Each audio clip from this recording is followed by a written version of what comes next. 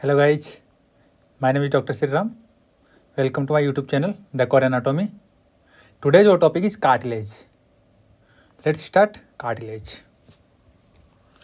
Cartilage is a connective tissue. Cartilage connective tissue से बनती है. Composed of cell, chondrocyte, fibers, collagen and yellow fiber.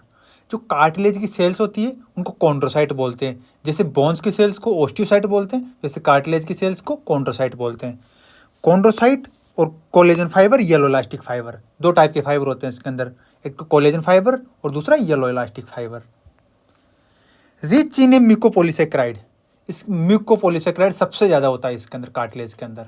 Cartilage में सबसे ज़्यादा क्या होता है? Mucopolysaccharide. It is much more elastic than bone. ये बोन से ज़्यादा इलास्टिक होती है. इनकी इलास्टिसिटी जो होती है, नेचर होता है लचीलापन, ये बोन से ज़्यादा होता है. इसलिए जल्दी से ब्रेक नहीं होती और बोन जल्दी से ब्रेक हो जाती है. ये देखो कार्टिलेज कहाँ पे होती है? दो जॉइंट्स के बीच में कार्टिलेज होती है. डेफिनेशन कार्टिलेज की. Cartilage is a firm flexible connective tissue found in various parts of human body including the joints, ribcage, ear, nose, bronchial tube and intervertebral disc. कहाँ कहाँ पे होती है? ये ह्यूमन बॉडी के अंदर होती है. कहाँ कहाँ पे होती है? जॉइंट के अंदर हो सकती है, रिब केज के अंदर हो सकती है, ईयर के अंदर हो सकती है, नोज के अंदर हो सकती है, ब्रोंकियल ट्यूब के अंदर हो सकती है और इंटरवर्टिब्रल डिस्क के बीच में होती है. ये जनरल फीचर्स ऑफ कार्टिलेज.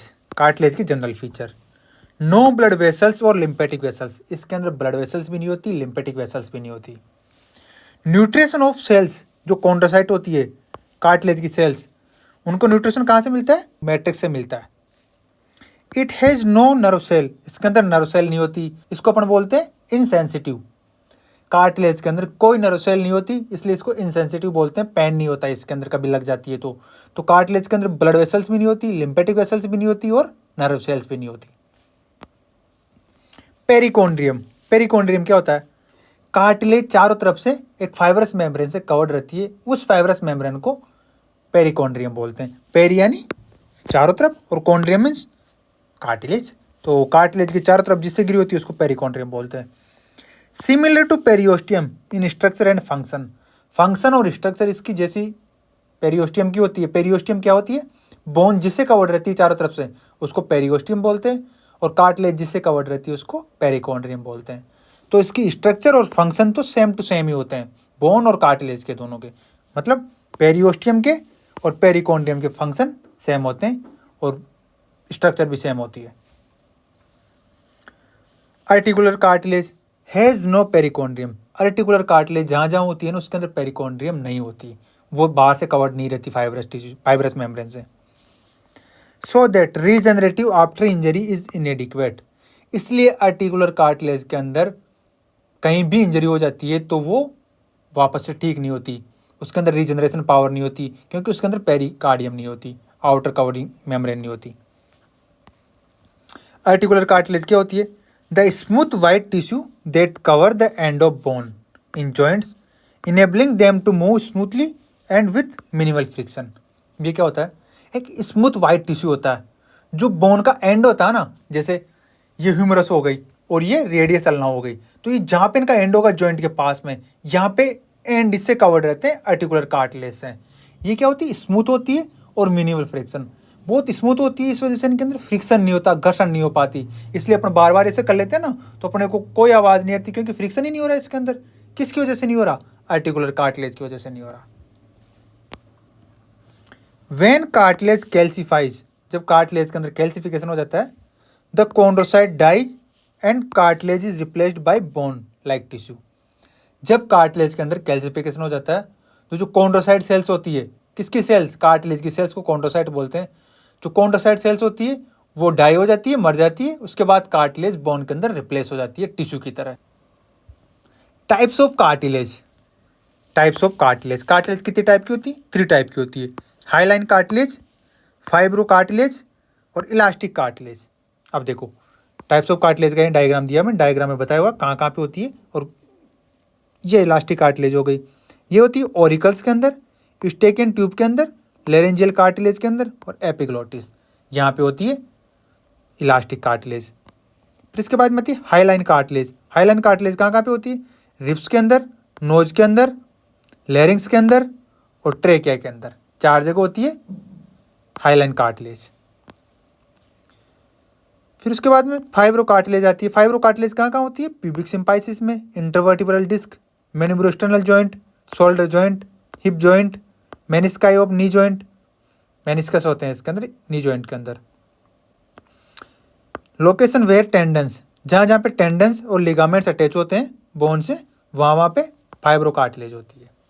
तो ये थे कहाँ पे इनकी लोकेशन होती है, टाइप्स ऑफ कार्टिलेज। फिर इसके बाद में आते comparison between all 3 cartilage.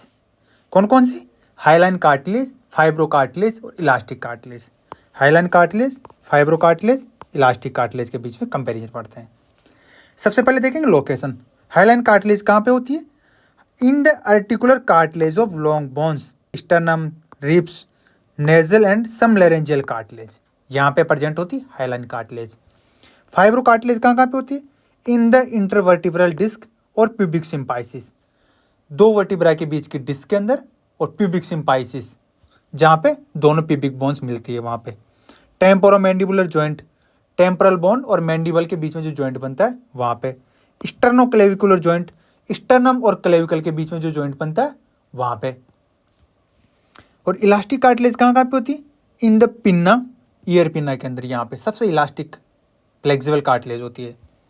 In the pinna, external auditory meatus, Eustachian tubes, epiglottis, vocal process of arytenoid cartilage, यहाँ पे प्रेजेंट होती है इलास्टिक कार्टिलेज। अब कलर की बात करें तो हाइलाइन कार्टिलेज कैसी होती है कलर में? Bluish white. हाइलाइन कार्टिलेज का कलर होता है ब्लूइश वाइट। फाइब्रो कार्टिलेज का कलर होता है ग्लिस्टनिंग वाइट, और इलास्टिक कार्टिलेज का येलोइश कलर होता है। और अपीयरेंस में हाइलाइन कार्टिलेज शाइनी और ट्रांसलूसेंट होती है, चमकदार होती है, और फाइब्रो कार्टिलेज ओपेक नेचर की होती है, इसके आर पार कुछ दिखता नहीं है। और इलास्टिक कार्टिलेज भी ओपेक नेचर की होती है। फाइबर्स की बात करें तो हाइलाइन कार्टिलेज के fibres very thin, having same reflective index as matrix. Matrix में जैसे रिफ्लेक्टिव इंडेक्स होती है उसी टाइप की हाइलाइन कार्टिलेज की रिफ्लेक्टिव इंडेक्स होती है। So these are not seen, इसलिए दिखते नहीं है। Fibro cartilage numerous white fibres, इसके अंदर बहुत सारे छोटे फाइबर्स होते हैं, white fibre. Elastic cartilage numerous yellow fibre, इसके अंदर बहुत सारे येलो फाइबर्स होते हैं। और इलास्टिसिटी की बात करें तो हाइलाइन कार्टिलेज फ्लेक्सिबल होती है, फाइब्रो कार्टिलेज मोर फिर्म स्ट्रॉन्गेस्ट होती है, मतलब थोड़ी ज़्यादा स्ट्रॉन्ग होती है। हाइलाइन कार्टिलेज तो ओनली फ्लेक्सिबल होती है, फाइब्रो कार्टिलेज थोड़ी स्ट्रॉन्ग होती है, और इलास्टिक कार्टिलेज सबसे ज़्यादा फ्लेक्सिबल होती है। तो 3 टाइप की कार्टिलेज हो गई, कंपेरिजन हो गया तीनों में, हाइलाइन कार्टिलेज, फाइब्रो कार्टिलेज और इलास्टिक कार्टिलेज के बीच में।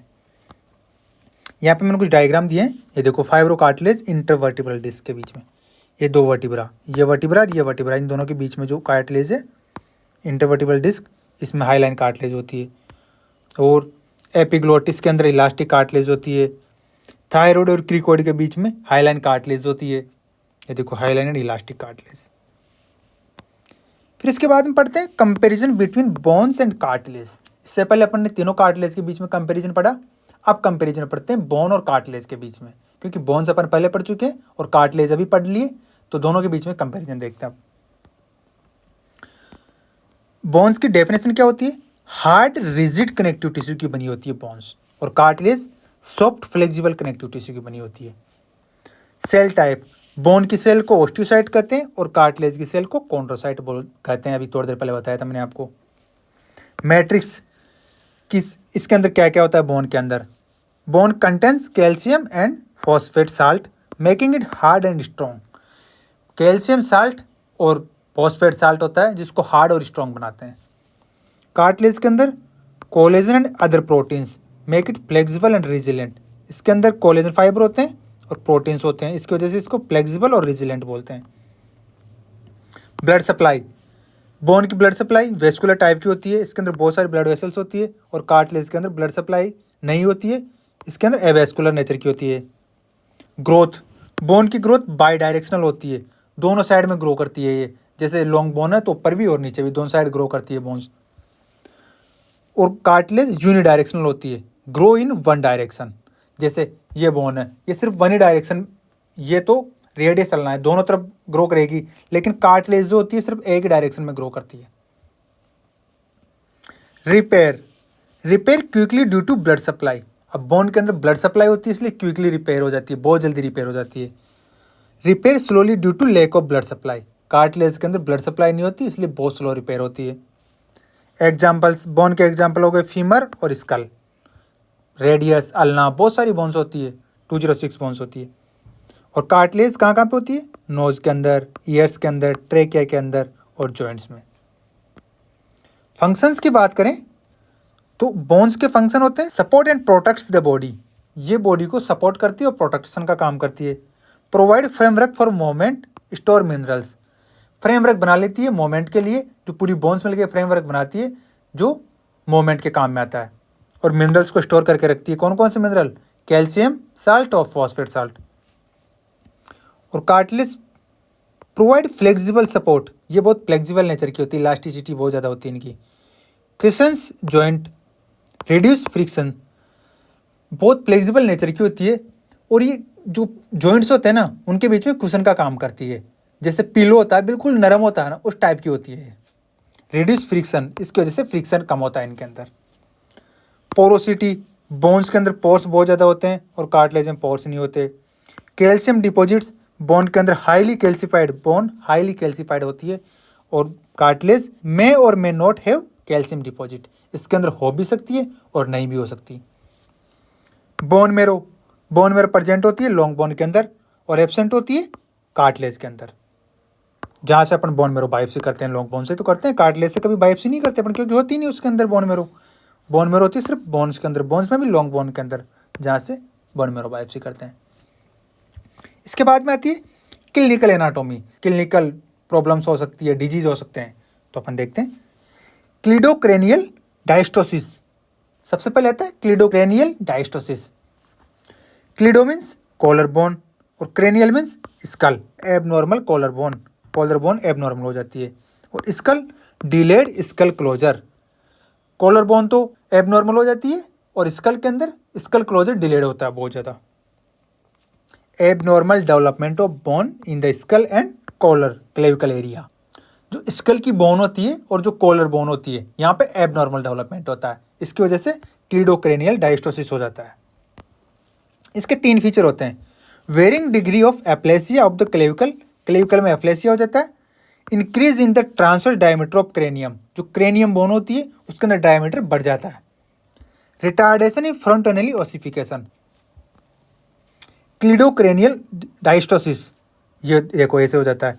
इसके बाद में आता है achondroplasia. Achondroplasia is a bone growth disorder that result in dwarfism, bone growth disorder होता है, इसकी वजह से ड्वार्फिज्म हो जाता है due to genetic mutation in the arms and legs. Arms और लेग्स के अंदर जेनेटिक म्यूटेशन की वजह से प्रॉपर्ली डेवलपमेंट नहीं हो पाता, इसकी वजह से ड्वार्फिज्म हो जाता है, जो कि एक टाइप का बोन ग्रोथ डिसऑर्डर है। ये देखो ऐसा होता है ड्वार्फिज्म। इसका एडल्ट ऐसा होता है और चाइल्ड ऐसा होता है। लार्ज हेड, हेड लार्ज होता है। फ्लैट नेजल ब्रिज, जो नेजल ब्रिज होता है ये बिल्कुल फ्लैट होता है। शॉर्ट लिम्स, जो अपर लिम्ब होते हैं, लोअर लिम्ब होते हैं, ये शॉर्ट होते हैं। वाइड हैंड्स, जो हैंड्स होते हैं यहाँ से, ये हैंड्स बहुत वाइड होते हैं, यहाँ से बहुत वाइड होते हैं। ब्रॉड लेग्स, लेग्स देखो कितनी चौड़ी है। वाइड फिट, फिट भी चौड़े हो जाते हैं, जैसे हैंड्स वाइड हो जाते हैं उसी टाइप से फिट भी वाइड हो जाते हैं। अब ये देखो 4 फीट और 10 इंचेस की हाइट है, तो हाइट इसकी कम रह जाती है, ड्वार्फिज्म हो जाता है, बोनापन हो जाता है। फिर इसके बाद में आता है ट्यूमर। कौन सा डिसऑर्डर? ट्यूमर। ट्यूमर 2 टाइप का होता है, बिनाइन और मैलिग्नेंट। मैलिग्नेंट ट्यूमर के अंदर बोन्स में ऐसे और ग्रोथ हो जाती है। फ्रैक्चर क्या होता है? Break in the continuity of bone, bone की कंटिन्यूटी में ब्रेक हो जाता है, मतलब टूट जाती है बोन। जो प्रॉपर बोन होती है लॉन्ग बोन, कोई सी बोन हो प्रॉपरली जो होती है नॉर्मली, वो ब्रेक हो जाती है, टूट जाती है, इसको फ्रैक्चर बोलते हैं। 3 टाइप के फ्रैक्चर होते हैं, ओब्लिक, ओब्लिक को क्लोज्ड भी बोलते हैं, हॉरिजॉन्टल और कंपाउंड, कंपाउंड को ओपन भी बोलते हैं। अब क्यों बोलते हैं मैं आपको बताता हूँ। ये देखो क्लोज्ड एंड ओब्लिक टाइप का ये होता है फ्रैक्चर, क्योंकि ओब्लिक है ना इसके अंदर फ्रैक्चर, इसलिए। क्लोज्ड एंड हॉरिजॉन्टल टाइप का, इसके अंदर हॉरिजॉन्टल फ्रैक्चर इसलिए। और ओपन टाइप का, ये ओब्लिक है लेकिन ओपन है। अब ये देखो आगे पढ़ाता हूँ मैं आपको। Fracture which is not connected with skin wound is known as simple closed fracture, may be oblique और हॉरिजॉन्टल। इसने क्या कहा?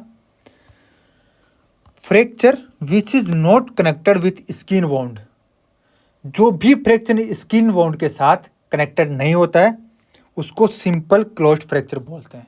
अब वो ओब्लिक भी हो सकता है और हॉरिजॉन्टल भी हो सकता है। देखो क्या होता है, ये फ्रैक्चर है, ये स्किन यहाँ पे रह गई, स्किन तो इसके साथ अटैच नहीं है, कनेक्टेड नहीं है, इसलिए इसको क्या बोला अपन ने, क्लोज टाइप का फ्रैक्चर बोला। अब ये ओब्लिक भी हो सकता है और हॉरिजॉन्टल भी हो सकता है। अब ये देखो, ये फ्रैक्चर भी स्किन के साथ कोई इसका कनेक्शन नहीं है, ये स्किन तो यहीं रह गई, इसके साथ इस फ्रैक्चर का कोई कनेक्शन नहीं है, इसलिए इसको क्लोज्ड बोला। ये भी क्लोज था और ये हॉरिजॉन्टल टाइप का हो गया, ये ओब्लिक टाइप का, क्योंकि ओब्लिक फ्रैक्चर है, ये हॉरिजॉन्टल फ्रैक्चर है। फिर इसके बाद में था ओपन टाइप का फ्रैक्चर। फ्रैक्चर जो भी फ्रैक्चर होता है, अब वो हॉरिजॉन्टल भी हो सकता है और ऑब्लिक भी हो सकता है। स्किन से अगर कनेक्टेड है, ये देखो स्किन यहाँ पे, स्किन से बाहर निकल रहा है फ्रैक्चर होके, स्किन से अगर कनेक्टेड है तो उसको ओपन फ्रैक्चर बोलेंगे। मतलब जो खुला बाहर की तरफ ओपन हो गया फ्रैक्चर होने के बाद, उसको ओपन फ्रैक्चर बोल दिया। और जो फ्रैक्चर बाहर ओपन नहीं हुआ, अब वो हॉरिजॉन्टल भी हो सकता है और ऑब्लिक भी हो सकता है, उसको अपन ने क्या बोला, क्लोज्ड फ्रैक्चर बोला।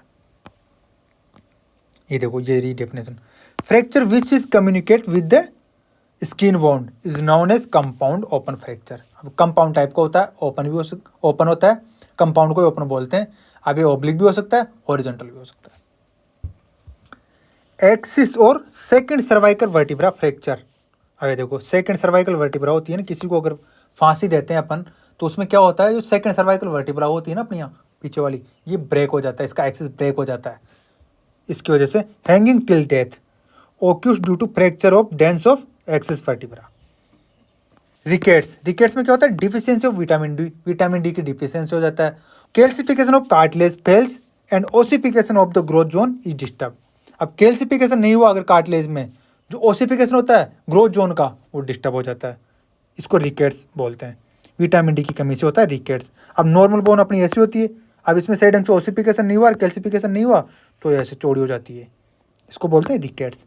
ये देखो, नॉर्मल ऐसी होती है अपनी लेग्स और इसमें ऐसी हो जाती है रिकेट्स के अंदर, विटामिन डी की डिफिशियंसी की वजह से। ऑस्टियोमलेशिया, ऑस्टियोमलेशिया में क्या होता है, ये एक टाइप की कंडीशन होती है in which your bone soft हो जाती है और वीक हो जाती है, causing them break more easily. Osteomalacia में क्या होता है, अपनी बोन्स होती है ना, बहुत सॉफ्ट और वीक हो जाती है, इसकी वजह से बहुत ईजिली ब्रेक हो जाती है, इसलिए ऑस्टियोमलेशिया बोलते हैं इसको। Affect adult due to lack of vitamin D. अब ये भी विटामिन डी की कमी से होता है। इससे ऊपर वाला क्या था, वो भी विटामिन डी की कमी से ही था। रिकेट्स भी विटामिन डी की कमी से और ऑस्टियोमलेशिया भी विटामिन डी की कमी से होता है। नॉर्मली हेल्दी बोन्स ऐसी होती है और ऑस्टियोमलेशिया में ये बोन्स की सॉफ्ट हो जाती है और वीक हो जाती है, ऐसे हो जाती है। ये ऑस्टियोमलेशिया में होता है, हेल्दी बोन ऐसी होती है। फिर आता है इसके बाद ऑस्टियोपोरोसिस। ऑस्टियोपोरोसिस में क्या होता है, deficiency of calcium in bone, bone के अंदर कैल्शियम की कमी हो जाती है और ओल्ड एज में होती है especially, it leads to osteoporosis. Vitamin D की कमी से रिकेट्स होते हैं और ऑस्टियोमलेशिया होते हैं, और कैल्शियम की कमी से, बोन में कैल्शियम की कमी से ऑस्टियोपोरोसिस होता है। Due to osteoporosis forward bending of the vertebral column leading to kyphosis.